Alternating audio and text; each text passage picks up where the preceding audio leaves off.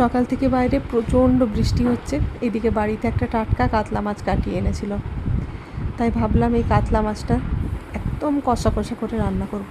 কাতলা মাছটাকে ধুয়ে পরিষ্কার করে নুন হলুদ মাখিয়ে সর্ষের তেলের মধ্যে লাল লাল করে এপিট ওপিট ভেজে তুলে নিয়েছিলাম। এরপরে সেই তেলের মধ্যে একটা পেঁয়াজ কুচনো দিয়েছিলাম, আদা রসুন কাঁচা লঙ্কা টমেটো বাটা দিয়েছিলাম, নুন হলুদ চিনি পরিমাণ মতো দিয়ে পরিমাণ মতো জল দিয়ে মশলাটাকে খুব ভালো করে কষাতে হবে। যখন কষা কষা হয়ে যাবে মাছগুলো দিয়ে ঢাকা চাপা দিয়ে কিছুক্ষণ রেখেছিলাম, তারপরে গরম মশলা দিয়ে নামিয়ে নিয়েছিলাম। এই ছিল আমাদের কাতলা মাছ কষা।